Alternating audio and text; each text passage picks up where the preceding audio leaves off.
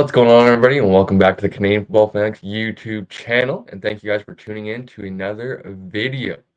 Episode 45 coming at you guys here today.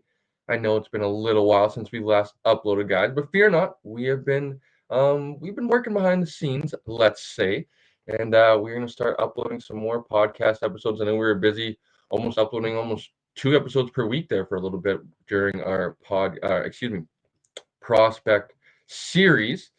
And when I'm recording this, actually, the CFL National Combine is just finishing up. So shout out to all those guys. Hopefully they had a good time and were able to prove themselves in front of coaches, GMs, etc.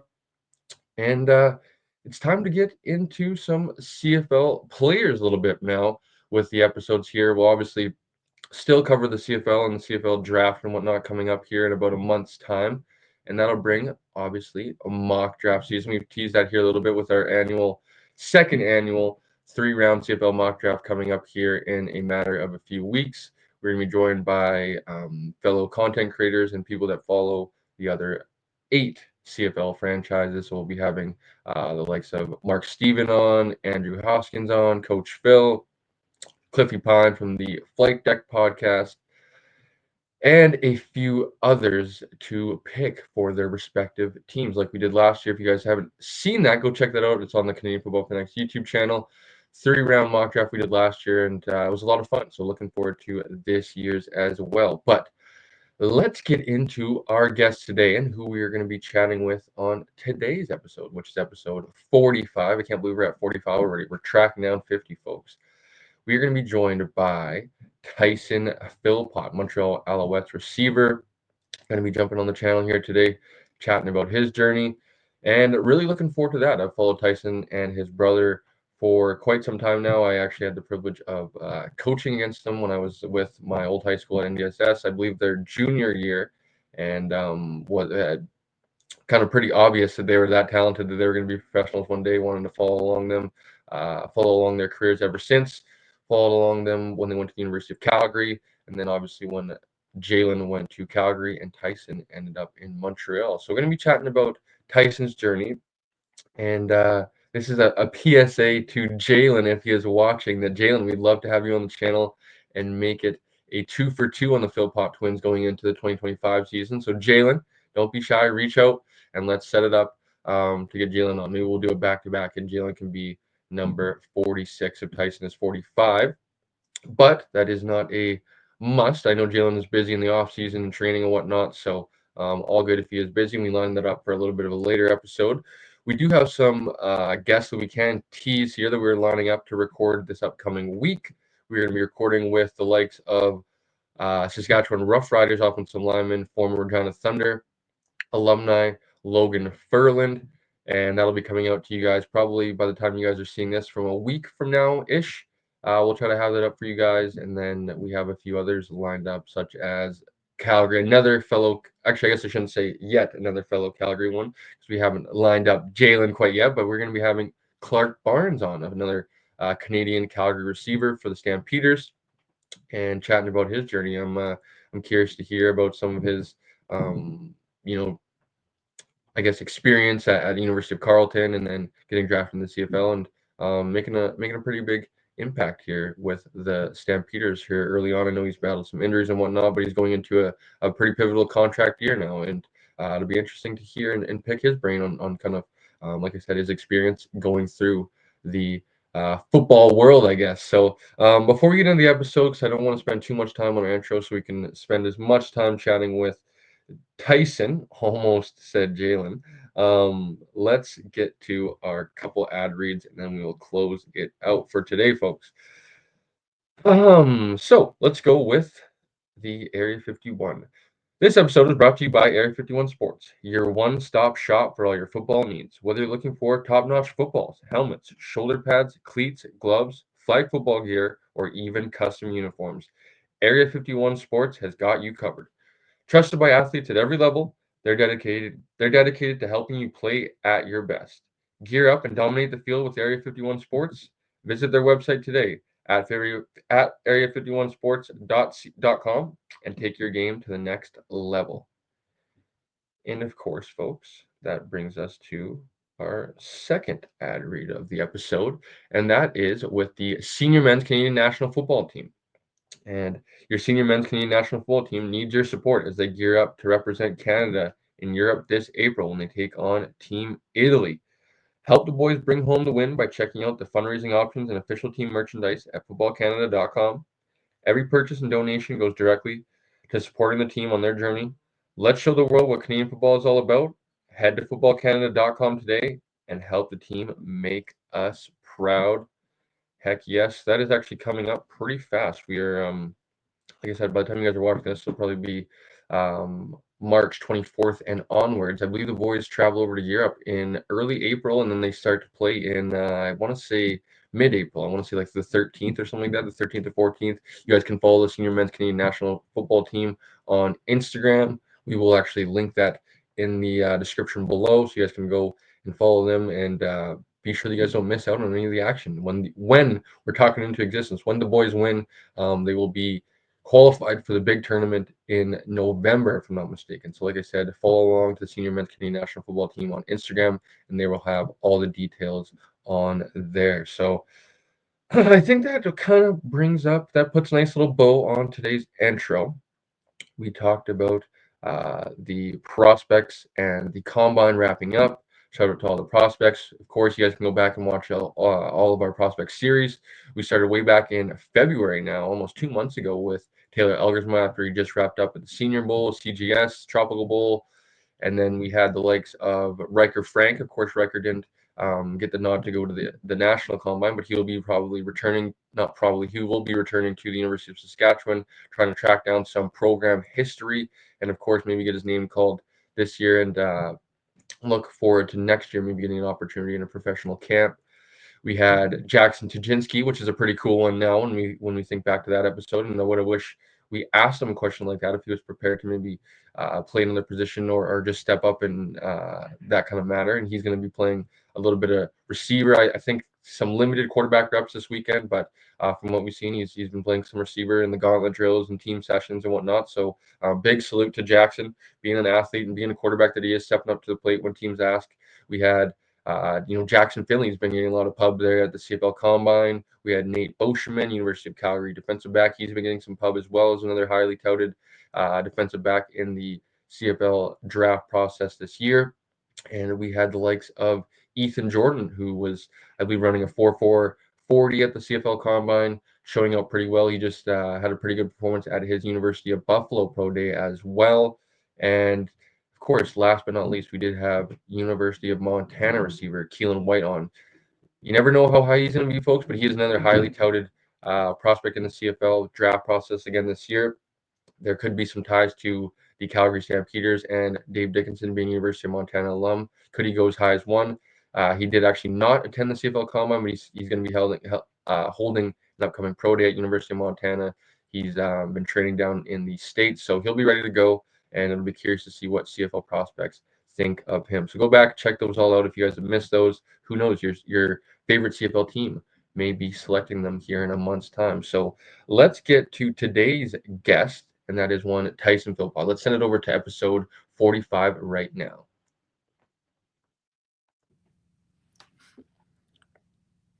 Joining me now is the 9th overall pick in the 2022 CFL draft, the most valuable Canadian in the 110th Grey Cup, Montreal Alouettes receiver, Tyson Philpot. Tyson, thanks for joining us today. How you doing? I'm doing pretty good. First, I just want to say I appreciate you having me on the show. Can't wait to have some great in-depth conversation for sure.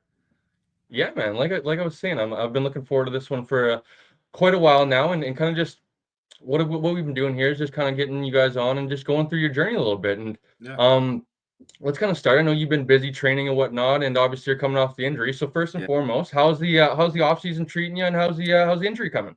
Yeah, it's doing great. Right now I'm in Montreal, so I'm back in Montreal for the season, for the rest of the off season. Obviously, like you said, it's been a little bit more of an eventful off season for me. Just dealing with the injury and just making sure that I'm going to be ready for camp and for the upcoming season. But I would say right now, as we stand, we're about 85%. So definitely trending in the right direction. So should be good for camp, and definitely will be good for June 6th. That's for sure. That's the date we got marked on our calendar, most definitely. Great to hear. Great to hear. So, getting into your journey, Tyson, and obviously your parents have been talked about quite a lot throughout your journey growing up and stuff like that. So, if you don't mind, maybe we start there with kind of the foundation of who you are as a person, so like that. And obviously, Yeah, dad being the former football player yeah. usually tends to talk about him a little bit more. But maybe if you don't mind, maybe kind of starting with mom and kind of how mom played a very pivotal role for you and even Jalen, I guess, growing up. Yeah, no, definitely. Obviously, I got that Philpot on my last name, so Dad's the first one that gets spoken about, or people that see his name, put the two and two together. So, but yeah, Mom was definitely the most instrumental part of us, becoming professional football players and leading us to the journey that we are on now. But she was the one that was driving us to football practice every day, making sure we were on top of our schoolwork, making sure when we were getting some looks in the States, making sure that we did our SATs, our SSATs. So she kind of just, was that pivotal, fundamental role that, the behind the scenes work that you don't really see too much. And, obviously, I owe a lot to my father for sure.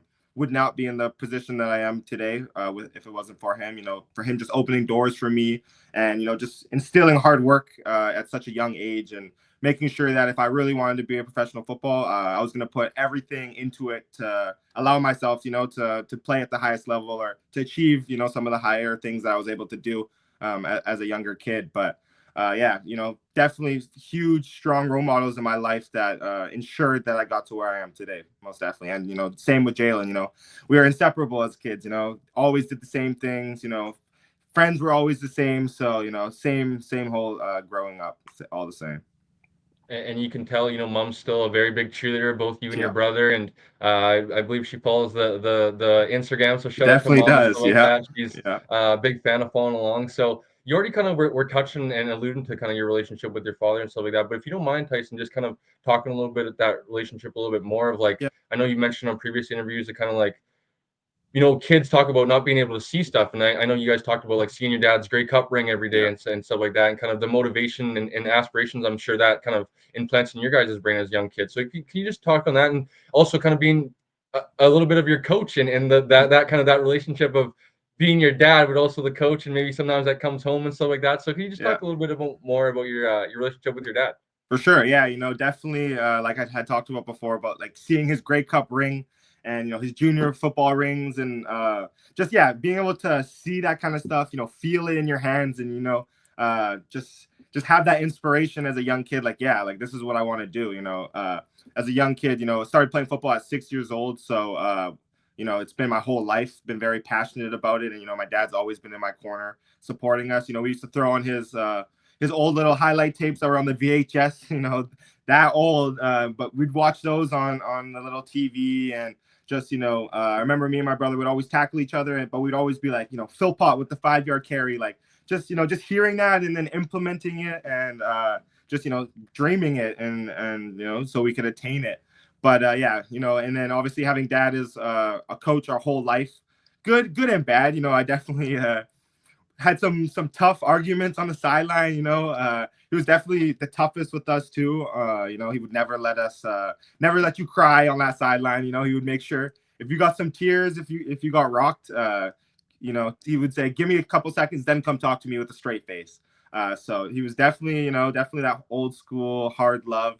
But it definitely helped me get to where I am right now, and just be able to deal with adversity and just know that I can overcome anything. And and I owe my dad that for sure. That kind of tough mindset. He definitely instilled on us as young kids. But he took a little break from coaching us. I want to say from grade 9 through 10. He kind of 9 through 11. He kind of wanted to say like, I've been your coach your whole life. Obviously, when you get to the next level, I'm not going to be your coach. So I want to see how you guys respond to outsider coaching and make sure you're coachable for everybody, because your dad's not going to be the one that's your coach for your whole life, and you have to develop those real life skills. So yeah, he stopped coaching us for a little bit. It was great. Definitely got to, like you said before, like the conversations they always start at the football field They are in the car on the way home, and they don't stop even when you get in that front door. So had a little bit of break from that. Sometimes though it's a little tougher though, because he's on that sideline yelling, and you can hear him. He's not your coach, but he's your dad now, and he's yelling on the sideline. So yeah, just a cool dynamic. Then he picked up coaching us again throughout the end of high school, and going to Canada Cup and all that kind of stuff. And it was just great, to have that kind of experience that he has, and just let it flow on all of us and our teammates as well. So yeah, it's always been a great football dad relationship for sure. So when talking about your family, obviously we can't leave out Jalen. Yeah. You guys, I'm sure, have talked about each other quite often, but just the unique side of having a twin brother who's playing the same sport. I know you guys played a little bit different positions growing up, but just there's the saying obviously in football, like iron sharpens iron. And I'm sure, like you said, Yeah. that the conversations from practice coming home and stuff like that. I'm sure the competitiveness of you guys competing at practice, coming home and whatnot. So just kind of talk about that relationship and how I'm sure you guys kind of have both credited you guys so much of pushing each other, and you guys wouldn't be in the place you guys are today without each other. Yeah, for sure. Yeah, and those conversations that went home, those ones were worse with my brother than with my dad, because they as a young kid always either ended in we're going outside to settle it, or a little bit of a scrap or something like that needs to stay on the football field. But yeah, definitely wouldn't be where I am without my brother. Just ultra competitive at everything we did. It definitely, like I talked about with the mindset, it definitely helped establish that I want to be the best mindset as a young kid. Obviously we're always getting compared to, whenever we get to family functions or, see friends, who's better? Like that would be the number one question. Who's better? And we were actually pretty modest kids, and we would say like he is, or like just give them the answer they don't want to hear, because we hear it so much. But yeah, I definitely, not even football, like hockey. We grew up playing a lot of hockey. We're not the biggest school kids. We should have definitely been more competitive in school. Definitely found our way through college, but yeah, everything we did, man, was just so competitive. And like I said before, it helped us develop that mindset of I want to be the best. Like I always wanted to be better than my brother, and I know he always wanted to be better than me. Playing the same position too, definitely added fuel to the fire. Playing pickup football, who's going to be the first pick? I want to be the first pick, not my brother. So yeah, all of that is the mindset that we both left on each other, and it's still an ongoing thing. Checking the stats every week, who had more yards, little shout outs in the middle of a game. I just scored, Jalen, you got next. So just stuff like that. We continue to battle, and it just elevates us so much more. So you hear about players that go on to play professional and maybe played high level of university. They always talk about there's no feeling like playing high school football with your best friends, and even some best friends that are still your best friends to this date. Talk about, you went to Siakam Secondary, just kind of your experience there. You guys ended up winning a AA provincial championship, and just playing high school football up here. It's a little bit different, obviously, with from province to province and stuff like that. We play 4 downs over here and stuff like that. So just talk about kind of your experience in high school football and building some of those relationships with some of your best friends still today. Yeah, definitely. A lot of my close friends to this day are still were from my football team. I'll give a little shout out. Josh Haydu is one of my best friends. He's my quarterback, my OG number one quarterback. I definitely still call him that. So definitely, we had some great memories on that football field. And yeah, I would feel like Siakam's really where kind of like took that turning point where like, do you really want to just play football for fun, or do you want to make this thing a career, or do you want to be the best on the field? So definitely it was a good experience at Siakam. Not being back in the day, there used to be a huge football school. While I was there, it kind of fell off a little bit. Volleyball was big, basketball was big, but we definitely pride myself in helping bring that program back. I can't remember what the statistic was, but when we won that championship, JV championship, it was either like a 10-year or 20-year drought. So it was just kind of cool, to bring some more football life to the school. And it was a different experience for me. I think at one time we only had like 18 or 19 players, so like playing both ways, never leaving the field was definitely something that helped with the cardio, helped with that competitive edge, just kind of feeling ourselves out, see what position you want to play in post-secondary. But yeah, like you said, we won a good championship. We had good years my whole high school career there. Could have won a championship any year we were there. So yeah, definitely shout out those guys for making it a memorable year. And I definitely can't wait to go back and celebrate that championship at some point.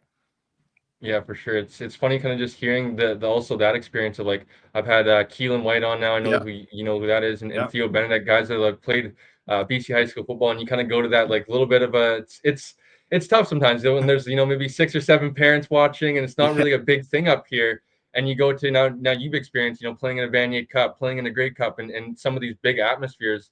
Sometimes it's just interesting in BC high school football where some of these other provinces and stuff, football is very big in yeah. Canada. So I'm curious with that. You guys, as you mentioned, you end up winning that provincial championship, I believe, in 2016, Yeah, was it, if I'm not 16. Yeah, mistaken? grade 10. Yeah, grade 10. Yes, and then you guys end up making the jump into AAA, and just talk about kind of how that is. Obviously, you guys perform pretty well from an individual standpoint, but just the jumping up to bigger competition and whatnot, Yeah. and how that was. I believe that was your guys' last 2 seasons Yeah, playing high school football. yeah, grade 11, grade 12, they made it the little jump. Yeah, we might have won the championship in grade 11. I can't remember. But yeah, we did make the jump. I remember senior year playing those AAA teams. And that's where the 17 man on the roster kind of hurts when you're playing against teams like VC, Vancouver College, and, Terry Fox, who have, 60, 70 man rosters.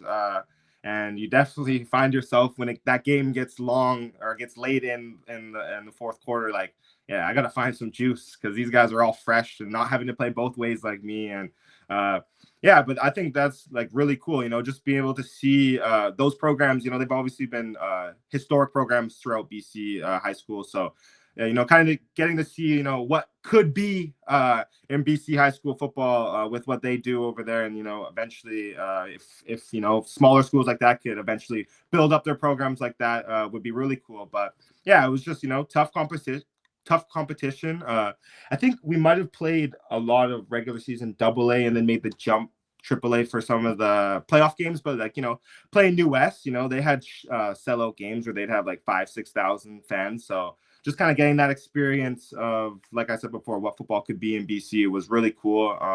And like you talked about before, we were definitely competitive. I think that we lost in the semis in grade 12 to Terry Fox, and like we were up the whole game. And I want to say we were up 1 point with like a minute and a half, 2 minutes left, and our center snaps the ball over the punter's head with a minute left. Not ideal situation, and Terry Fox goes on to beat us. But I know lots of players that said they think we could have competed even with our 18-man roster. They were scared to play us just because everyone on that team worked so hard, and they understood the challenge that we were faced. But everybody believed in each other, and we definitely thought we could compete with anybody. So yeah, it was cool to just kind of see the band of high school brothers sticking it out together.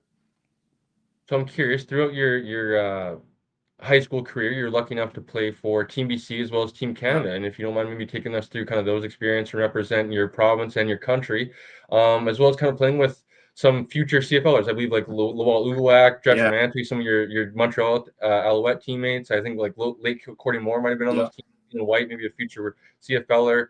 And just like the pride that comes with representing your country and kind of you guys proving that you guys could play. And I believe you guys won back-to-back tournaments and Yeah. stuff like that, and just the experience. Yeah, no, definitely. Obviously, getting to represent your country, getting to represent your province is always, a great honor. And I think I don't know the exact number, but I know Football BC wasn't they hadn't been competing in any Football Canada events, since like 2012 or something, some crazy number like that. And we were blessed that my dad was able to work some stuff out, whatever had to get worked out, and they actually invited Football BC back to competing in those provincial events like flag football and Canada Cup, like I'm gonna get into. But yeah, that was awesome. I think flag was the first thing back. Everyone was they're kind of shocked when we showed up. They hadn't seen Football BC in a while, and we showed up and we dominated. Like I don't think we lost a game. We might have lost to Sask in the first day, but we didn't lose a game after that. Dominated everybody, got to the championship, dominated them too. So kind of putting Football BC back on the map. And then Canada Cup rolled around, and that was cool, man. I'd never ever been in any kind of tournament like that. We got to fly to Wolfville, Nova Scotia, and like you said, there was Keelan White was on that team. I'm trying to think who. Lake wasn't there yet. Lake came later on, obviously Ontario guy. on the Team Canada side. But yeah, Keelan White for sure. I know he's in the draft this year. Maybe hopefully the Alouettes draft him. We need some Canadian receivers on our squad too. So I've been in contact with him a lot. But yeah, that was an awesome tournament. Kind of, I met Luol Ugwak for the first time, and we're still great friends. Obviously, he plays for us, and me and him are hanging out all the time. So cool to meet somebody from another province, and and then keep that lifelong friendship, and then obviously end up playing professional football with them. But that like I said before, that Wolfville tournament was awesome, just to kind of meet the other talent in BC. And yeah, we did pretty good. I think we finished 4th or 5th, so it was definitely an eye opener. We've never been at that level of tournament before, so yeah, just putting BC on the map. And then yeah, we got to play Team Canada after that. Got invited to the national game against USA, and me and Jalen dominated. We definitely put on for BC. Jalen won MVP. Yeah, he was the star of the show for sure. I had my little touchdown, a couple catches, but yeah, he was dominating that one. But yeah, it was just so cool to now you're on a team with guys you were just playing against, but now you're representing your province, or you're representing your country, sorry, against USA, who is historically the better football country, and I mean of the whole world. So to beat them at that level was pretty cool in Dallas AT&T Stadium. To do it, those are some crazy stadium, crazy memories for sure. I can't hear you. Yeah, my bad, Jalen. That's a rookie mistake there. But you talked about your dad and kind of getting back into coaching, opening some doors for you guys in Team BC and whatnot. If you don't mind, we kind of didn't talk about it and what your dad started with ASYS, and yeah. kind of you guys really got introduced to like the 7-on-7 aspect and kind of your development outside of your high school football and stuff like that, and was really, I'm sure, important for you guys' development growing up. Yeah, definitely. My dad, yeah, he's doing a really great thing. He had just actually called me before the interview. He's down there in a 7-on-7 tournament right now with All Star Youth. So yeah, he definitely opened those doors for sure. Just he always said to us, like, I want to make you compete against the highest talent. So I want to take you down to the States and make sure you're playing against those guys, because a lot of the knocks Canadian kids get these days are you're not playing against good enough competition, which it's not our choice. We just show up, play our district, whoever lives in where we're from, and you can't really control who you play against, and it's unfortunate because there is great talent that comes up through smaller cities in Surrey and Delta, but yeah, they're not playing against good competition, so yeah, you don't get looked at. But yeah, that's something my dad prided himself in. I remember him taking us down to play the best team in Atlanta, the best teams in Florida, and we didn't win all those. There was games where we got beat by 60, and it was just a lesson. You don't want to lose like that again, so you figure out what those guys are doing to make themselves so good, and play at that elite level, and you try and emulate it, and you try and copy some of the things they're doing. So just that exposure, that awareness is definitely important for young guys to just kind of grasp it and see, do I want to, is this what I want to do? Like, do I want to work as hard as these guys are, or do I want to just, find something else that I love? So I definitely appreciate my dad for that. He's still doing it, but definitely got to give a shout out to Air Raid Academy. That's another big BC football program, game ready as well. They're doing some great things for football in BC. But yeah, Air Raid Academy is definitely, they were the first sevens team I ever played on. And, Eddie Ferg and Karen Lopez, they were the coaches out there. And they showed me what a tough coach could be. That wasn't your father. That wasn't gonna, give you any slack. Like, yeah, Eddie Ferg, he made me, he made me work hard, and it definitely paid off. So a huge shout out to them for, getting me where I am now. So, like I was saying, Jalen, or Tyson, excuse me. No, you're good. I went to NDSS, and I actually had Okay, the yeah, pleasure of watching you guys. I believe in your grade 11 season, you guys came over to the island and played, and yeah, was like, man, who the heck are these kids, number one? And just like, I will forever remember who number 5 and 6 are, and yeah. be paying attention to the Philpots. So you guys end up finishing up your high school career and going through the recruiting process. And you mentioned that your father went to Ole Miss, if I'm not Yeah, mistaken. yeah. Take us through that for you guys. I'm sure you guys were very popular in Canada and maybe even some looks down south. So just take us through that and kind of what drew you to Calgary ultimately. Yeah, so obviously, aspirations were to play Division 1 football. I think that's any young kid's dream. Like we talked about before, just playing at the highest level. Unfortunately, young kids who are watching this, they don't lie. Get your grades, man. They matter so much more than you think. I know, obviously, if you're elite football player, you think that stuff's just going to come with it and it doesn't matter, but it matters so much. Unfortunately, yeah, me and my brother were definitely a part of that stereotype where we thought that everything was just going to fall in place and we thought we could just take care of the football stuff. And, school wasn't our main priority. And towards our, senior year of high school and stuff, we definitely, picked it up and figured out life and figured that you need it hand in hand to go to university. But yeah, that's ultimately probably what, stopped us from going to some of these bigger schools, not having the highest GPA, and being an international student. That's a huge thing that kids these days don't really know, that you cost more being a Canadian going to these big Division 1 schools. So you got to have a reason for the grades to get the scholarship for them, to look at your football stuff.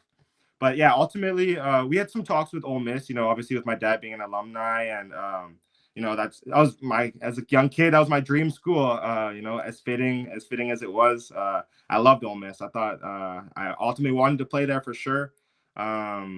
We recruited very heavily in Canada. Obviously, I think me and my brother, we had pretty much the same offers, pretty much every school in Canada, and we did our due diligence to visit all the way east and all the way west to make sure we knew where we wanted to go.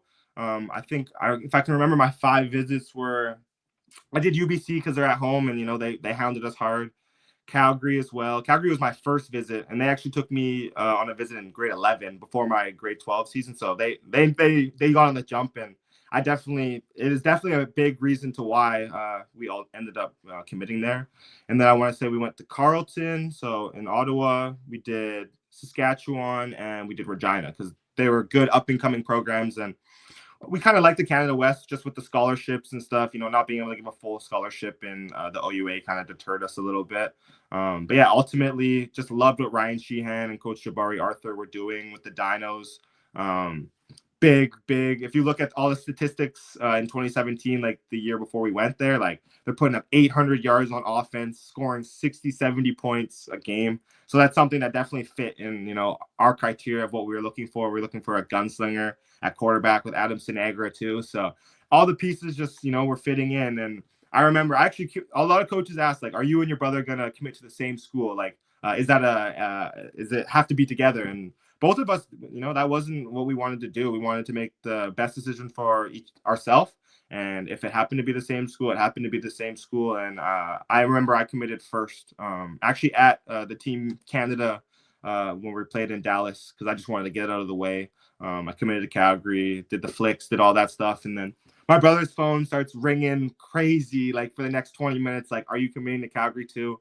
We'll give you your brother's scholarship and your scholarship. Like, and he definitely took a couple of days. UBC I know was a big one for him. He liked, same with Carleton, but ultimately felt the same way as me. Felt like Calgary was going to be the best option for developing our game, and the amount of pros they put in the league, that you couldn't ignore that number. So ultimately, yeah, we were both very happy with Calgary, with what the coaches were doing over there, and yeah, ultimately made that decision and don't regret it at all. It was one of the best decisions I ever made, for sure.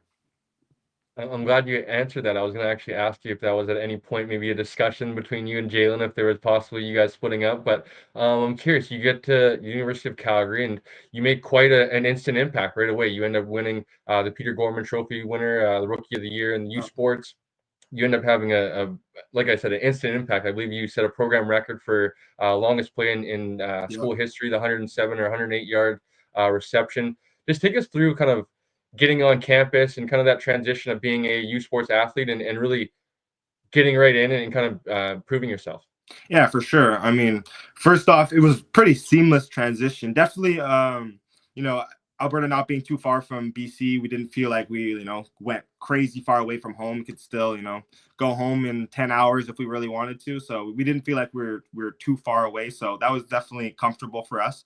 But definitely just shout out to the team and the coaching staff. They did such a good job of, taking these young 17-year-olds on campus and, letting us feel like we're at home. And giving us the opportunity to show what we had right away from day one. I remember Ryan Sheehan, a lot of the meetings he had with me was like, I'm going to give you an opportunity to be the starting X receiver, which is the main guy to the boundary. And pretty much it's going to be up to you. You're going to either sink or swim. And, if you sink, then you just got to work harder. And if you swim, then, we're going to make some memories for sure. So, yeah, definitely. I would say from day one, I still have memories of, that first spring camp, 17-year-old, like, I got my number, so me and my brother are both wearing 5 and 6, so that's you got a target on your back for sure, because you don't really get your number out of high school. And then obviously there had been some talk about us competing for starting jobs right away. So yeah, I remember, those first one-on-one reps going against their best corner, which, is Dean Leonard now in the NFL.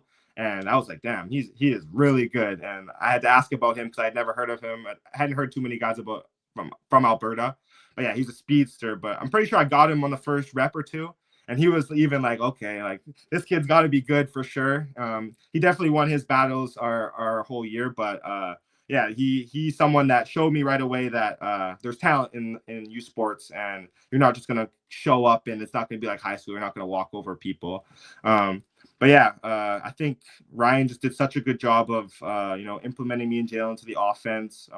It's such a pro level offense. Like now that I can sit back, and I've had 4 years in the CFL to learn playbooks, and, Coach Moss's offense that I'm under right now is like the pinnacle in the CFL. All the other OCs have branches off of him, or Mark Trestman is actually the guy that started it all. But yeah, just to see what kind of offense we were learning as 17-year-olds, it's like identical. It's eerily identical. So just to be able to have that kind of pro aspect right away, definitely think that's part of the reason why, I'm where I am today, just being able to learn that pro offense right away and just establish myself right away. And yeah, I definitely was playing with no nerves that rookie year. Just playing fast. And when I think about it now, it's just funny to see where I've come from and what I did that rookie year for sure. Playing fast is huge, I'm sure. For sure, you're not thinking about your Yeah. assignments and where you're Yeah. supposed to be, and just being able to execute. I know you had some special teams ability too, where you're contributing there, and Yeah. um, you end up getting into your sophomore season at Calgary, and you guys end up having a very special season, that 2019 season. I've had a few of you guys on. I've had Jamin on, and so Oh yeah, yeah. shout out to Jamin, by the way. Yes, sir. My dog. Hopefully he's signing soon. Yeah. But you guys have a very special season. You guys end up winning the Vanier Cup. Now, obviously, it was a very difficult season for you, For and it sure. was a lot of, I'm sure, highs for the team and yourself, but a lot of lows and stuff. I know you battled an injury and stuff like Yeah. that. So just take us through kind of the highs and lows of that 2019 season for yourself. Yeah, so definitely not didn't start the way I had pictured it and thought it would. My first time dealing with a major injury. Up until that point, I had never, I had the odd hamstring tweak or typical normal football injuries, but nothing that had ever held me out of a football game. I was blessed to play every game in my rookie season and stay healthy and not have any issues. But yeah, I think it was like the third or fourth day left of training camp, and I was just running a route, nothing unusual, just planted my foot, and I felt like a little something. But it wasn't anything crazy. So I finished the day. There was probably like 10 minutes left. But as you start taking the cleats off, as that adrenaline starts wearing off, you could kind of tell something's wrong. I feel some swelling, all that good stuff, and I went home. I let the trainers know, but they're just like, ice it, do the due diligence, do the basic stuff, and come tomorrow, and we'll see where we're at. And I woke up that next morning. I couldn't put any weight on it. I knew something was seriously wrong. I couldn't walk. Yeah, and I ended up having a stress fracture in my foot. Actually, the left foot, the same foot that I'm recovering from right now. So who knows if there's a little correlation to it. But yeah, stress fracture. So what that is pretty much just you just you would put weight to the side of the foot, too much pressure, I guess, and it just caused a little hairline fracture. Me being a young 18-year-old thinking that I'm invincible too. I had my little walking boot, but I said no crutches. I'll just walk in the walking boot. Dumb decision. I think I gave myself so I guess it would have been the end of training camp. I didn't play the first game. So I took about 2-3 weeks off, and it was feeling a little bit better. Not great, but me being dumb, I practiced. I got through the practice, and I said, Coach, I'm going to play. It's the home opener against, I can't remember, probably SAS. Usually we played SAS. Maybe UBC. Either or. Home opener, 10,000 fans. Like, there's no way I'm not playing. Yeah, so I play in the game. I can't remember. I think I had a touchdown actually, but like 2 catches only. Like you could tell that my coaches are coming to me on the sideline like you're limping. You shouldn't be playing, but I'm thugging it out. Yeah, and then the game finishes. That adrenaline runs down, and yeah, I cooked myself. I'm done. Unfortunately, the training staff tells me, yeah, you made it worse. Your season's over. You're not going to be able to come back this year. And that was definitely tough to deal with, man. Just knowing how much talent we had on that team, knowing the trajectory we were on, like knowing that we were about to be one of the best teams in USports that year. Thankfully, I have a twin brother who was able to, seamlessly go into my position. Had the best year of his Dino's career. I think he finished with like 1,200 yards receiving, like throughout the whole playoffs and stuff. So he balled out. Just being able to watch him though was really cool. Obviously, me having my great rookie year, and he had a decent rookie year too, but just didn't have the same impact because he wasn't in the same position as me. So just being able to watch him do what he does and kind of show the coaches too, like he can do this too. It's not just me. It's not just a one guy thing. So yeah, so I was able to, I just rested, recovered, did all my rehab, and then I got some good news that my foot was healing a lot faster than they had thought. And they said we think you might actually be able to return for the playoffs / maybe the last regular season game. It was the first thing I had ever done, but I had to sign a waiver form, pretty much because they had told me I was going to be okay. I wasn't really, but if I signed the waiver, they're not in trouble. If I want to play, I can play. So I did it. Being that young self, I wouldn't do it if I was right now, but I signed the waiver, thugged it out, took some good Tylenol, and was blessed to be on the field with my guys for that little playoff run. And I would say I was probably about 75% that whole playoff game. So not 100, but enough to be out there with the guys, enough to be in that Vanier Cup. My foot would have been completely severed for me to not play in that Vanier Cup, just with it being in Montreal or with it being in Quebec, and all that good stuff. So there's just too much hype to not play in that game. And yeah, just the way we did it, Jalen, he finished that game just like he did all season, man. He dominated that game. It's funny now because the amount of teammates that I have on my team now and coaching staff that were a part of that Montreal Carabins squad, they always come up to us like, who is that guy, the second or third play that caught a ball over 3 guys and did this in front of the whole sideline? And I've heard it from so many Montreal guys. I'm like, it wasn't me, it was Jalen. And it's funny that sticks with you guys because I don't even remember it, but they all remember it. So just those little things. Anthony Calvia, Danny Machocha, all guys that are on my coaching staff that were on that coaching staff at the time. So probably helped me get drafted to Montreal in the end. But yeah, like we talked before, it was a great season for the team. I was able to overcome some things and ultimately play in that championship and get the job done. Yes, I love the tie to Montreal there in that Vanier Cup, and I'm sure if they kind of heard a little bit more of the backstory of what you were going through and stuff like that, battling through injury and stuff, I'm sure sold yourself even more to end up where you ended up. So, kind of putting a bow on your Calgary career, you end up coming back for what would be your final season. Yeah. And you end up making a pretty big statement. You end up, I believe, Canada West Football Player of the Year, All Canadian, and having yourself your best season at the University of Calgary. Can you just talk about that and kind of your final, knowing, I guess, or kind of having a feeling that might be your final year at Calgary? Yeah, it was definitely bittersweet for sure. Obviously, not having the year before that too due to COVID, which I really think we would have ran it back because we had like that whole Vanier Cup team coming back. Adam Sinagra, everybody coming back, but obviously you can't deal with what happens in the world. Just gotta control the controllables. So, but yeah, that senior year, man, me and Jalen were on a mission. We knew that we were gonna have a younger team than normal. That's just what happens when you have such a great team. Players go to other teams to try and beat you. So yeah, we knew we were gonna have a younger team. Knew we were gonna have to do a little bit better job in the leadership department. And just help get these guys ready. We're coming off a Vanier Cup team, so those are the expectations, nothing less. So yeah, me and Jalen trained so hard that off season. We knew all the cameras, all the lights were going to be on us. We had to show up and perform. Unfortunately, the season didn't play out the way we wanted to. With it only being 6 games too, it's tough. You really have to win minimum 3 games to start the season to even, have a chance at playoffs. And I mean, that first game started off great. I think we combined for like 450 yards receiving and like 3 touchdowns or something like that. So definitely set it off to start the year. But it's funny and it's cliche, but my defensive coach came up to me after the game and he's like, just so you know, you and your brother are never going to have a game like that again. Like, teams are going to game plan for you so hard now. And I kind of brushed it off like, that's what everybody says. And, ultimately that's what they started to do.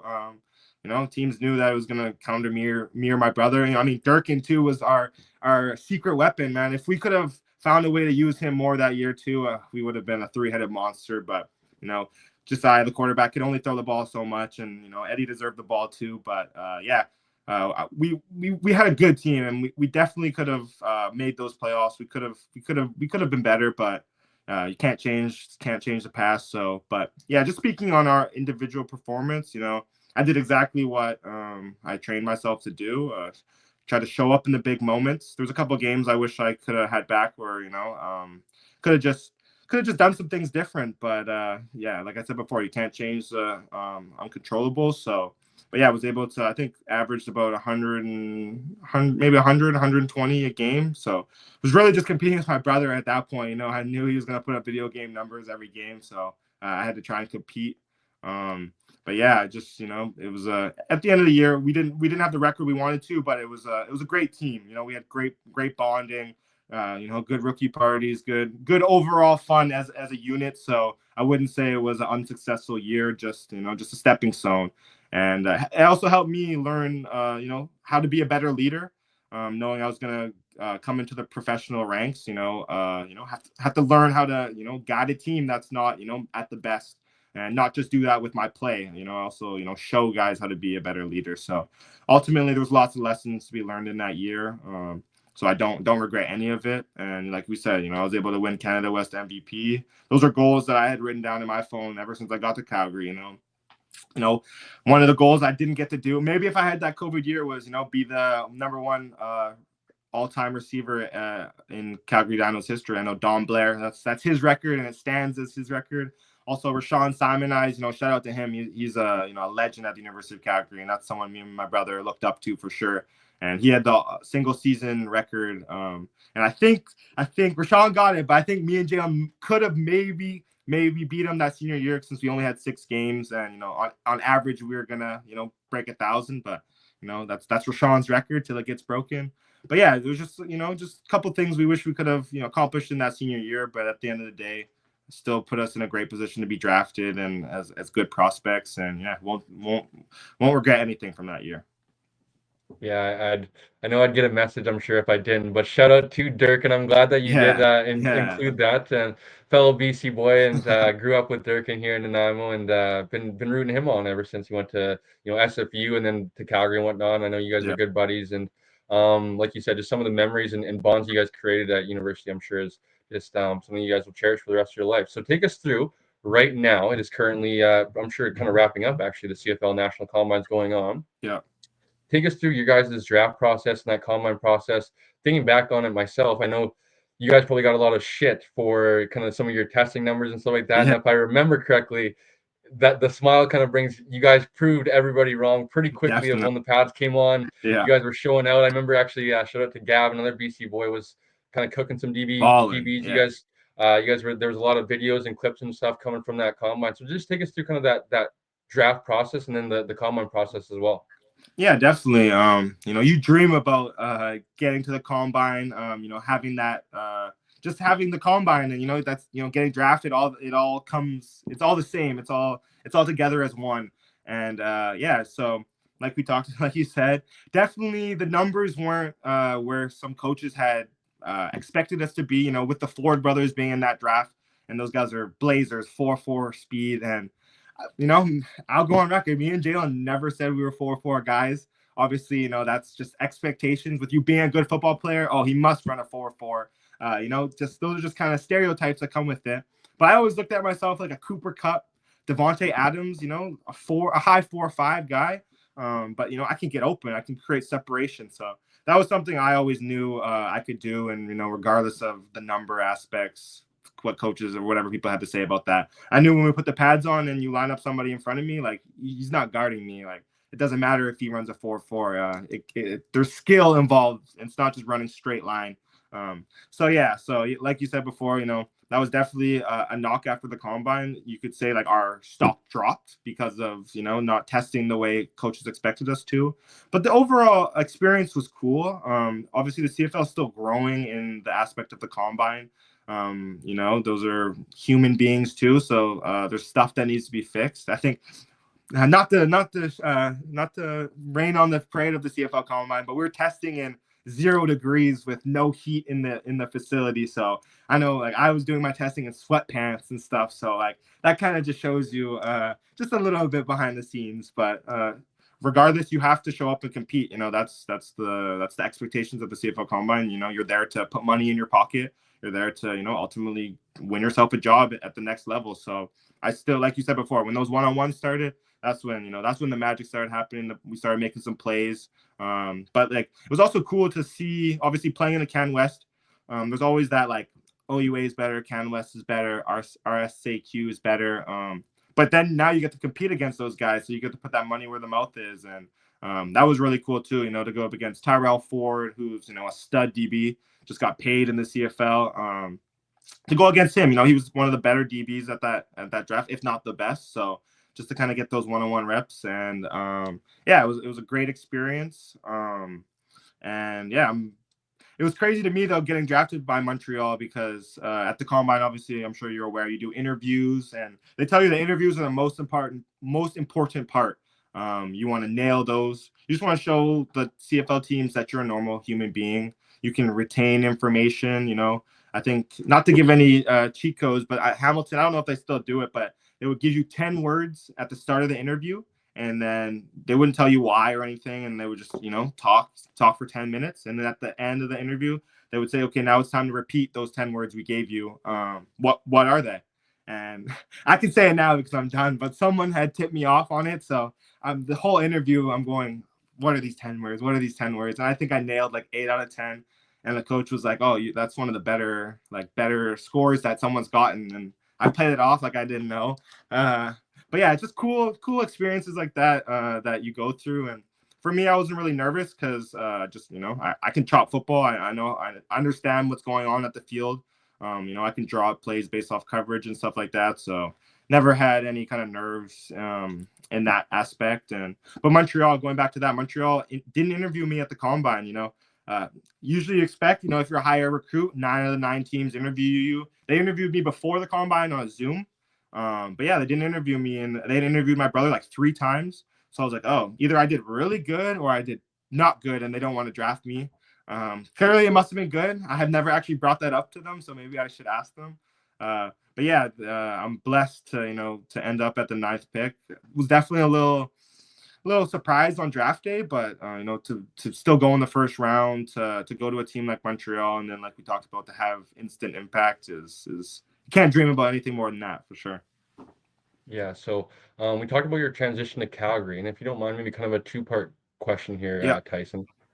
Talk about your transition and maybe who are some of the vets. You were very blessed in the offensive side, but also in your receiver room there, some of the vets that you were able to kind of play with, as well as maybe what was kind of a play, whether it was in training camp, preseason, or just early on in your rookie season, that kind of made you get a little bit of confidence and be like, okay, this is just ball. Like these guys just strap up just like I do, and I belong here.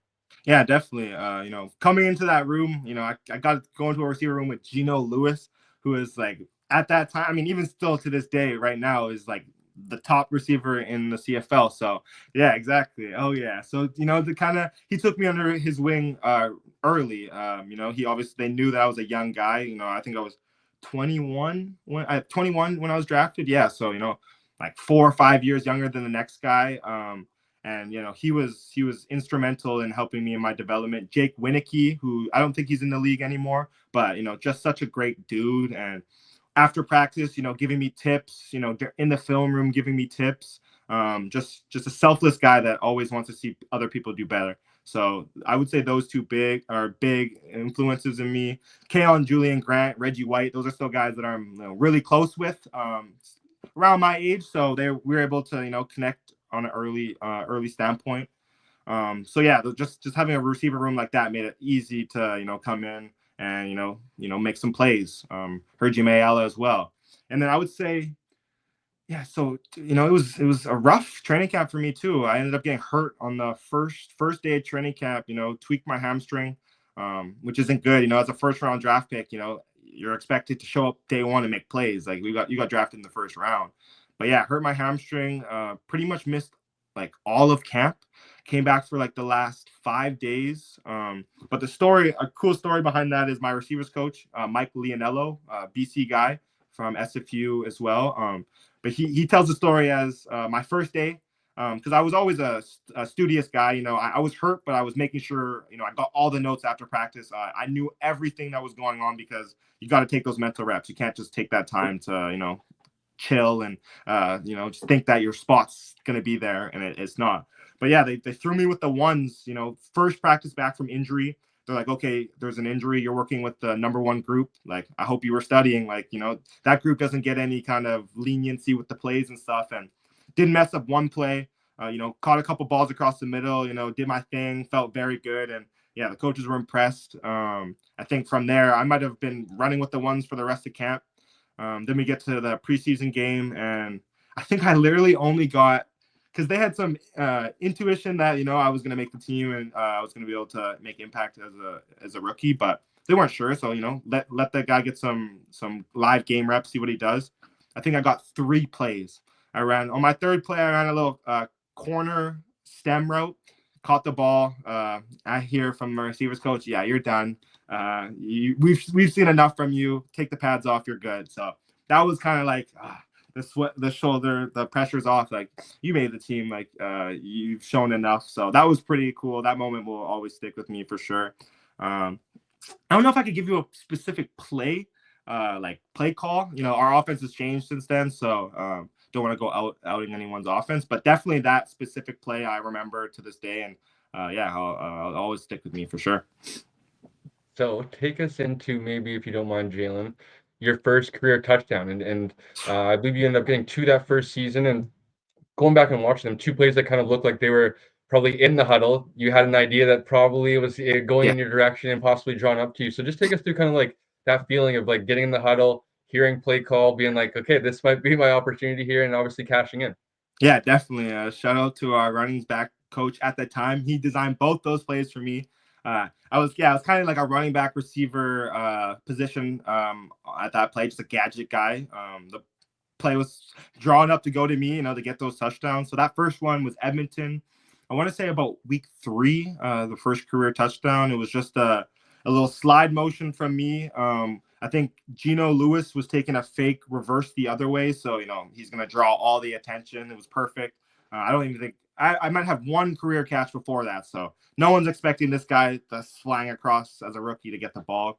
Geno took the whole defense, left me wide open. Trevor Harris, who I didn't mention before, but he is a CFL GOAT who really took me under his wing too. And I remember him always telling me, like, you're going to be a legend one day. And, to hear it from someone like that, that boosts your confidence up.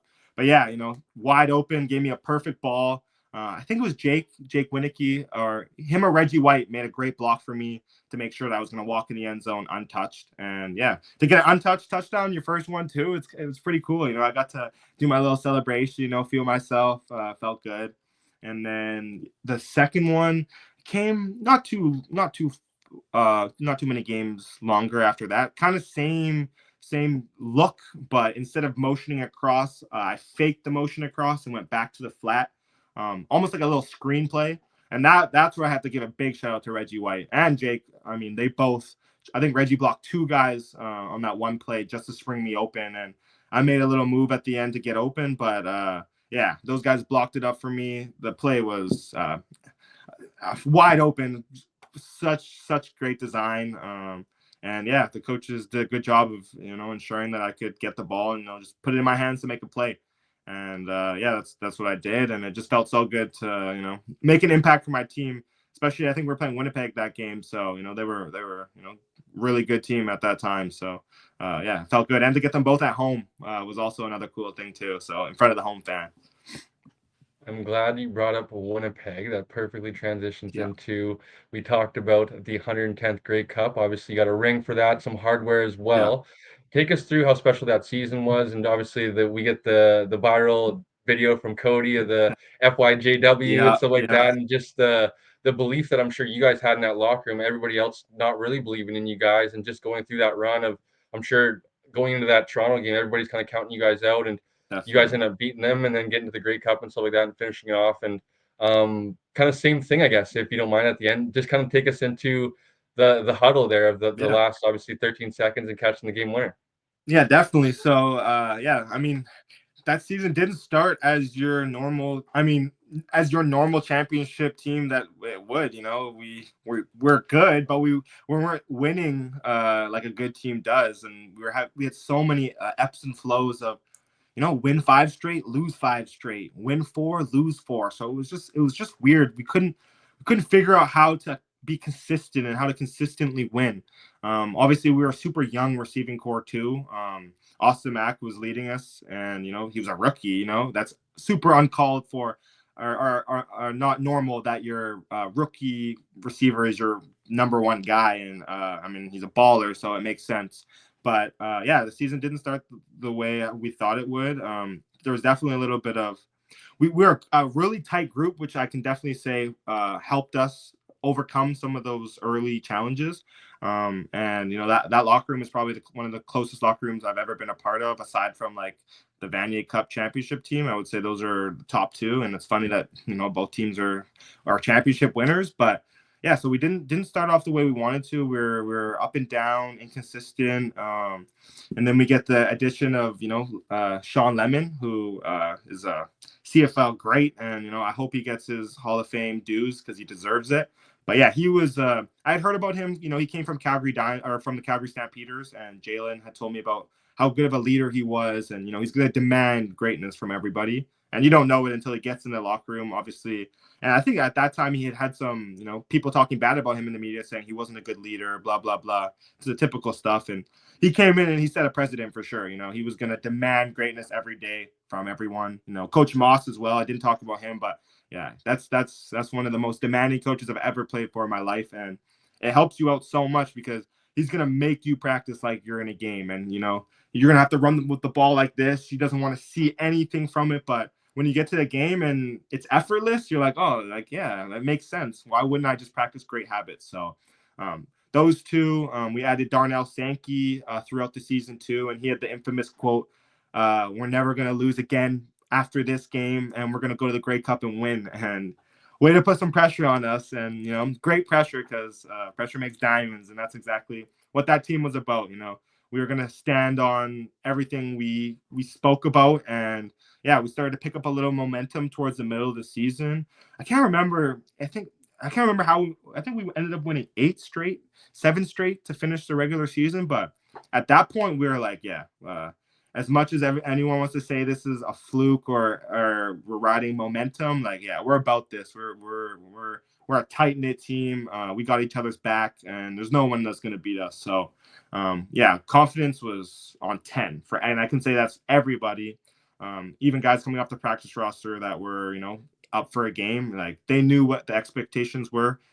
Practice was hell, and we were going to show up to those games and make them count. So yeah, leading into that first playoff game, Hamilton. It was a good game. I think we started off hot. We scored on the first drive. I think I scored. And we've had Hamilton's number for the last couple of weeks. I'm not sure if there's too many Hamilton guys that are going to listen to this, but yeah, I think the streak right now is, not to jinx it, but I think it's 8 or 10 games straight. Like we haven't lost to Hamilton since 2022, my rookie year. Someone will have to fact check that, but I know it's at least 8 games. But yeah, so our confidence, playing against them is always, we think we should win. We've done everything in our power to practice well and get ourselves ready for that game. So we just played Alouettes football. I think it ended up being a little bit closer in the score, but not how the game, truly felt. We knew we had dominated that. But Toronto, that's the game we all had marked on our calendars. They had beat us in season. And then even my rookie year, we lost by 7 in the Eastern Final. And we were definitely not predicted to be in that game or even be close. And so we're just building off that momentum. And Toronto's obviously our rival. We feel like it's us and them are the top in the East. So always a great game, and they're coached very well as well. So always great battles. But yeah, going into that game, man, we were locked and loaded. We knew it was gonna. I mean, we expected a good game. That's what we prepared ourselves for. And man, that defense, they showed up. I've never been a part of a defensive like standoff like that where quarterback seeing ghosts. Like he doesn't even know where to throw the ball. That these guys are just everywhere, and Chad Kelly is a good quarterback, but that day, the Montreal Alouettes defense, they showed up and they had his number all game, and that's just the way it works sometimes. Offensively, we're still finding our groove. I think a lot of people that year said we are a defensive team. Offense, when we found our rhythm, that's what helped us, put teams away. But it really started with our defense, and if our defense didn't show up, we didn't have a chance. So, and defense wins championships. So it's ironic how truthfully those statements are, and to be a part of that, I can 100% say that that's the truth. But yeah, we dominated them like the score showed. That wasn't even a close game. I've never been a part of a domination like that, especially when the Grey Cup is on the other side. And you beat a team like that, and it's like, damn, that's it. Like, we're in the Grey Cup. You expect a nail biter, but definitely, give them their respect, and they beat us this last year, so they deserved all of that. But yeah, and then for me, it was just dream come true. Obviously the job's not done, but to say I'm going to the Grey Cup in my second year with my dad, at the game too, and definitely made him emotional, definitely made him proud as well to see his son make it. And I think he won in his second year too. So just some more similarities, ironic stuff that was a part of it. And then yeah, I'll take you to that game. We knew the Grey Cup, we had to show up. Like we had the whole Cinderella story. That's what everybody was talking about, how we were projected 9th in the power rankings, and now look at this team that's in the Grey Cup, and they're the underdogs that everybody's cheering for. But are they going to really beat Winnipeg, the goats of the CFL, 4 straight Grey Cups? Like, nobody's done that in the last couple of years. So but yeah, I'll take that game, man. So close throughout the whole time, and a big moment for us was, I would say, halftime. I can't remember. I think we're down. I want to say we're down 4. I can't remember exactly. There's been so much football since then. But yeah, Sean Lemon, he commanded the room that halftime, and he just started looking at everybody, called everybody up, and was just like, "We're not losing this game. Like, I can tell you right now, we're not losing this game. It's not going to happen." And talking about that, I skipped Cody's little moment. I'll talk about that as well. Yeah, that Cody speech, man, everyone's seen it from a camera's point of view. But yeah, to be in that room, to be a part of something like that there's nothing you could do. Like, tears, like, you couldn't control it. Like, it just really resonated with everybody, what he said. And Cody's not a outspoken guy. Like, he'll do it when he needs to do it, and he's not shy to do it. But yeah, no one expected that. He's banging on the desk as hard as he can. And me as a receiver, I'm like, switch your hand, bro. That's your right hand. Hit it with your left hand. I need that thing 100% healthy. But yeah, that, like, Coach Moss came and spoke to us after Cody spoke, and like, he had emotion on his face. So just to see the way it resonated with everybody in the room, and to hear the sniffles, and like, I can tell you, we're ready to play from that meeting on. Like, it was about to be a show. So take you back to halftime.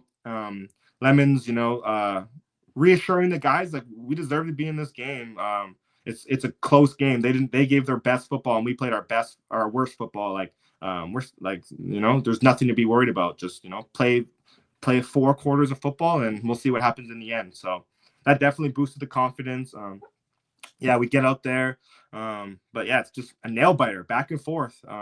What really ultimately helped us was those 2 turnovers by KB and Ento, man. That pick in the back of the end zone on, I know the ball was going to Lawler.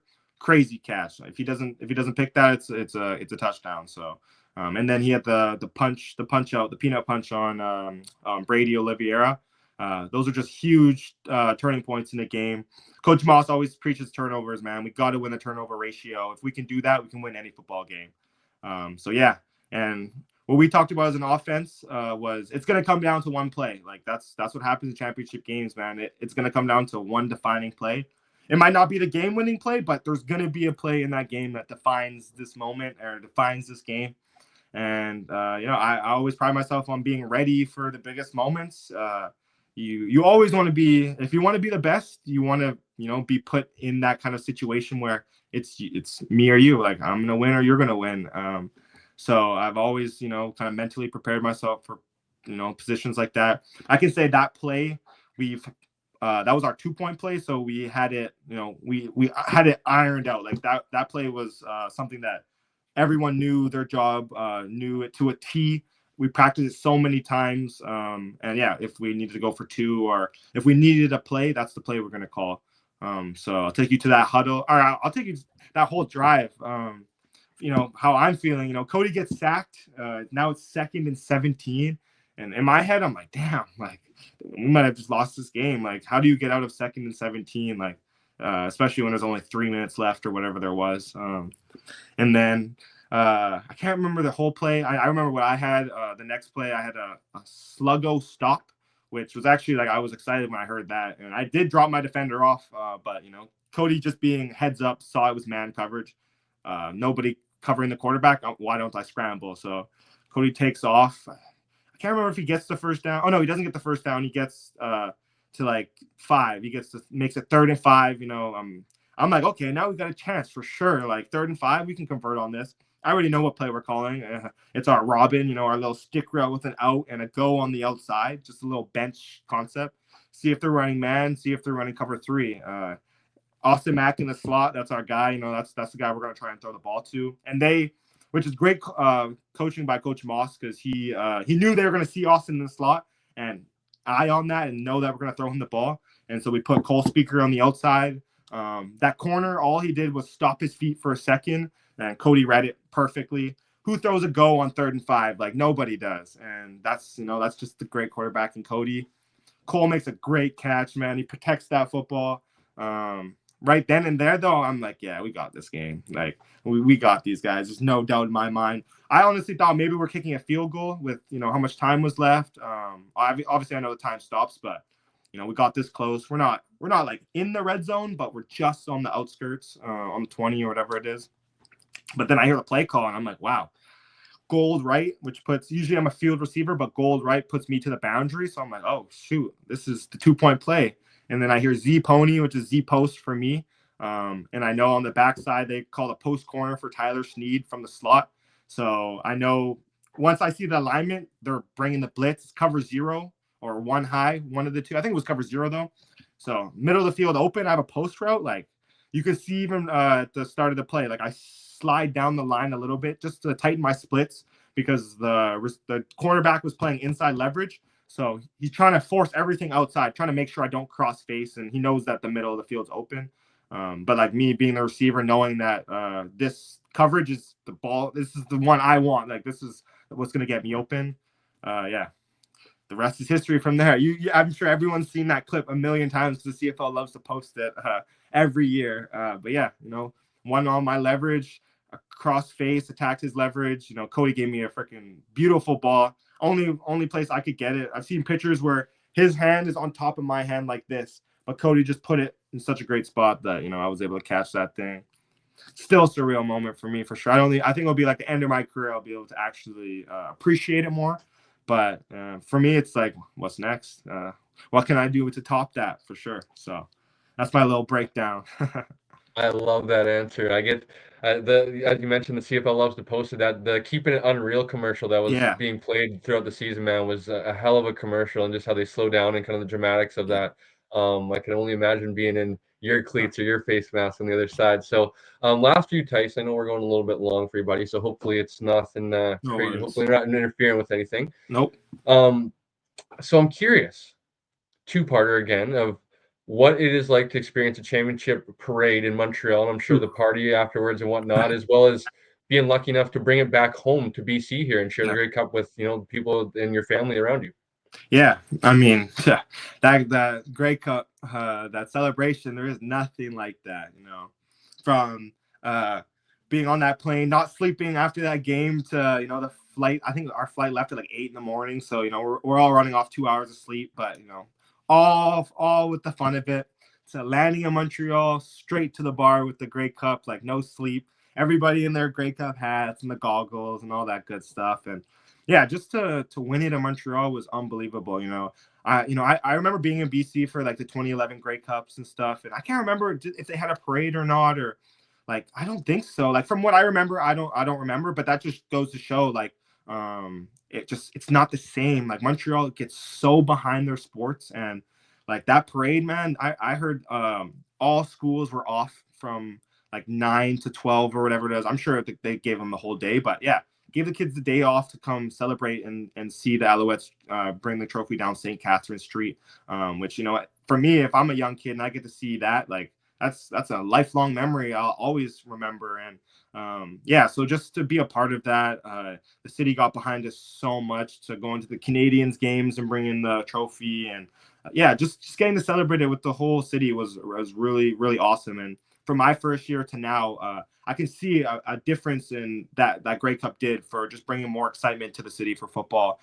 From getting recognized on the metro, walking downtown, that kind of stuff. Like it's just so cool. It's something that you want in your football life, and to get that in Canada too is like unexpected for sure. Like growing up in BC, so yeah, I just thought that was really cool. And then yeah, being able to bring it home to BC was a different feeling of cool, to be able to show that to all my football coaches that helped me along the way. I mean, not even just football coaches, to everybody, teachers, all that kind of stuff, messaging me and just congratulating me, but also like just telling me they're proud, and just seeing how much pride I put on their faces as well was definitely surreal. And I was able to bring it to my mom's work. I was able to bring it to Raw football camp out in BC. I got to hang out with my friends with it, let them drink some beer out of it, all that kind of stuff. So just moments that you see on TV, you dream about, and to be able to actually do that was super surreal. But now it's been a year since I've had it, so I see those memories and I'm like, I want this thing back. Like they talk about how like once you get that first thing, you feel like, oh, I'm gonna win next year, the next year after that, and it doesn't happen that way, man. Like as easy as it felt like to win it the first time, it's probably so much harder to win it the second time. And I can testament to that. It's definitely going to be a lot sweeter when I get it that second time for sure, and just feel accomplished. But yeah, we got some work to do. So this past season, Tyson, you were on an absolute tear before Yeah, the injury, unfortunately. And talking about kind of your playing on the field before we get to the injury, just talk about kind of the playing level that you were at. I'm sure maybe in your mind, probably the best football you were playing in your life. for sure. And just kind of, you looked at the stats after you got hurt, and I believe you're in the top 5 for like For 6 or so 7 long. weeks Yeah. after the injury went down. So like the season that you were having, man, was monstrous. What it could have been. So just talk about kind of the level of play that you were at, and if you maybe did feel like that was kind of the best Tyson Philpot we've seen on the football field. Yeah, 100%. I can 100% say that was the best football that I was playing, up until up until the injury. But just playing fast, I kind of felt like I was in college again, Obviously, still great athletes lining up across from me, but just that not having to think about a play, just playing fast, just out there, just, like backyard football, just having fun with it. So that was something that I definitely felt like I was doing. And obviously my play was speaking for itself. But I definitely, owe it to my off season of training as well. I kind of switched some things up. Like we talked about with the injuries and stuff. That year, I had my first, full training camp from start to finish, no injuries. So I just definitely think I did some right things in the off season to, just get myself ready for what was to come. Also, knowing that Austin Mack had gone to the NFL, like I knew that receiver one job was up, and I knew obviously we're going to bring some guys to compete in for the job and stuff like that. But I knew if that job's up for takes, this is what I want to do. This is my time to, establish myself in this league and to go get that. So I definitely had that kind of mindset for sure. Show this team that yes, I'm Canadian, but I could still be a number one receiver. Like there's no doubt about that. So yeah, unfortunately, like we talked about week 9, play my best football, averaging about 100 a game, and shout out Cody for that. But week 9, unfortunately, on a ball that, like, it's a run option. We could have given the run. It just, me and Davis at the time had great chemistry. He wanted to get me a throw early, and just routine catch. Foot just went in the ground the way he was pulling me. I guess it would. What kind of got me over the injury a little bit was just understanding that it would have happened to anybody in that situation. It was nothing that I could have done, to prevent it. It was just an awkward step. But yeah, definitely tough, man. You're at the highest of highs. Hopefully, all stars are coming, all that kind of stuff. You kind of have those expectations, and then you get hit, and unfortunately, you find out after the fact that it is season ending, and just literally nothing you can do but get a screw put in your foot and not walk for 4.5 months. And it's just, to get hit with that and the snap of your fingers is just it's so crazy, because it's the last thing on your mind. Like, it's the last thing you expect. So definitely. I can't wait, though. I really can't wait to show the work that I've been doing. To show that little start to the year last year wasn't just a fluke. That is the kind of football that I'm about, and that's what I can consistently put on the field. I just got to be available, just got to be out there and doing my thing. So I'm not happy, but it's kind of cool to me that I got to show a little sneak peek, and now I'm going to show some real consistency this year. I gotta say, we were quite gutted over here at CFF. I gotta give actually my partner credit. We do the BC Lions post game and previews and stuff like that. We did our season predictions, and he actually had you as MOP Wow. last year as his Really? prediction coming Wow. in. Wow. And it was we were talking through the first little bit, and it was looking pretty great. Yeah, So it was looking I know good. he's pretty high on you coming into this next year, and hopefully maybe we'll predict another Yeah. big season from you. So Yeah. Tyson, last few for you before we get you out of here. Yep.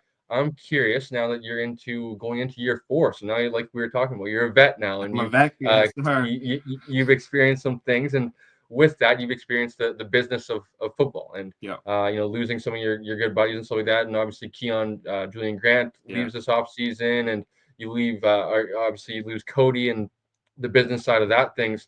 Can you just talk about kind of the business side of football and kind of seeing that for real now, and just what those two teammates have meant to you? Yeah. It's super unfortunate, because as as good as the friends you are, you think that it's gonna last forever. You guys are gonna be able to play, especially like Kaon. I'll speak on first. He was like the first Canadian receiver to kind of take me in under his wing, and obviously me coming to the Alouettes, like, I knew who he was. I watched his combine, I knew he was a great football player, and to do it with him the last 3 years, and then to unfortunately lose him to free agency, which I'm all for him, because he got what he deserved. He's gonna go get an opportunity now to show Edmonton what he's about. So hats off to him, and just how it works out, Cody's going to join with him too. So it kind of just shows you the pro football side of things. I know I think Cam had been here for 6 years, so he'd given the organization 6 years of his life, and he did not want to leave. It's just just the way things play out. And as we talk about, I'm going to year 4, and the average CFL career is like 2.9 years. So, like, I'm a vet, and they're gonna start. Look at this draft coming up. They're gonna start drafting my replacement, just like they drafted me to eventually replace Kaon. That's just the business of it. It's still, like, you try and separate as much as you can. Like, you try and just that's not gonna happen to me. Like, I'm not gonna get traded. I'm not gonna blah blah blah. But it's definitely surreal. And speaking on Cody, man, Cody's thrown pretty much all my touchdowns in my career, so that was definitely a hard one for me. He's given the organization so much. He's only here for 2 years, but coming off of what happened in Saskatchewan, and the way the Alouettes really rode for Cody, and definitely we believed in him, and he's still a great quarterback, and I know this isn't the end for him either, going to Edmonton. He's going to give Trey Ford a great battle, and Trey Ford's a great quarterback too, so hopefully you can learn some stuff from Cody. But yeah, it's a bittersweet to lose a close teammate like that. Reggie White too, he went to Winnipeg, and I'm in the middle. Reggie's on my right and Kaon's on my left, so those are my locker mates. So, like, yeah, it's definitely, it sucks to lose your friends, but it's also going to be cool to see them compete at a high level, and not cheer for them because they're not beating us, but watch them do their thing and start and do all that great stuff in the league. So it'll be bittersweet for sure. It's the business, unfortunately. I know The like where business, man. it gets tossed around a lot, but with the business, it's kind of a cool thing, right? And you already kind of mentioned that of like losing KGG is like Yeah. maybe an opportunity for maybe a Keelan White to get Yes, drafted. sir. And like I know you guys have a relationship, so it's like so weird things of like obviously you lose a good buddy and maybe you gain Yeah. a friend that you're familiar with in the football world. So I'm curious, Tyson, my last one for you, dude, and thank you so much for staying a little bit extra No time, dude. I'm worries. curious having the big season that you were having and stuff like that, just what are kind of your mindset, maybe your goals coming into this year? You teased a little bit that you got the season opener circling Yeah. your calendar, and that's Oh kind of yeah. the date that you're hoping for. But just kind of take us into your mindset going into this next upcoming season, as you talked about playing at a highly level, and you're hoping to kind of do another season like it. Yeah, super motivated this year, man. To like we talked about before, to get something ripped from under you, it just makes you hungrier, it makes you want it even more. So, some goals of mine for sure is, just to show that I can stay healthy and be available for a CFL team, for all 18 games. That's something I haven't done since my rookie year. Obviously, I've got more plays. Obviously, my plays have gone up since then. So, but yeah, just to show that I can be consistent, to show that last year wasn't just a fluke. Like this is just a little taste of what Tyson Philpot can do in the CFL for sure. And to get to another Grey Cup, those things don't come around too often. Like we said, I'm in year 4 already, so I want to get to as many Grey Cups as I can before I have to call it quits. And yeah, to just be a good leader. There's so many big goals that we have as a unit that I'm excited to get after. We got a young quarterback, Davis Alexander. He's going to get his first season under his belt as a starter, which I'm super excited for. He's one of my best friends, one of my close friends since I came to the team, and we knew about each other. He's a West Coast boy, so we've known each other for a while. So just to kind of build that chemistry, and we've got a super young core, man. Charleston Rambo, he's 26. I'm 24. We got Cole Speaker, who's 26. Davis is 26. So just a young core like that. Austin Max, 27. Just to build this dynasty that we have on the offense and as the Alouettes. And I know as a receiving core, we're still looking for our respect. I think when you think about the Montreal Alouettes, you think about the defense, but a lot of people like to write the offense off, write the receiving core. When they talk about we don't have any all-stars as a receiver. So I think that's something as a unit we're looking forward to this year to showing some people what we're about. Love that, Tyson. I lied. I got one more. I got to sneak Yeah, in here for you.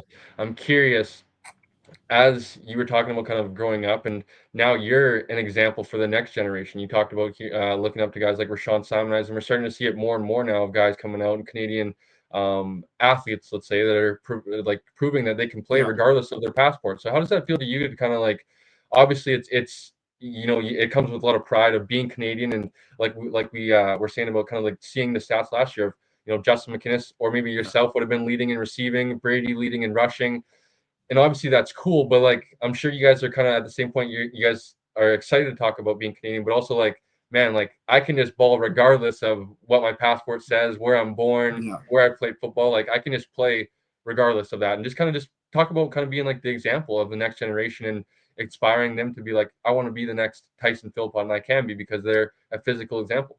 Yeah, I think it's so cool. If you look at the level of Canadian football right now, and it's just growing every year. Like the amount of guys we have in the NFL right now, the amount of guys that we have at Division 1 programs, Power 5 schools, and then you look at the CFL and see how many Canadians are dominating at a high level, and not just being the top Canadian, but now being the top of their position, regardless of a passport.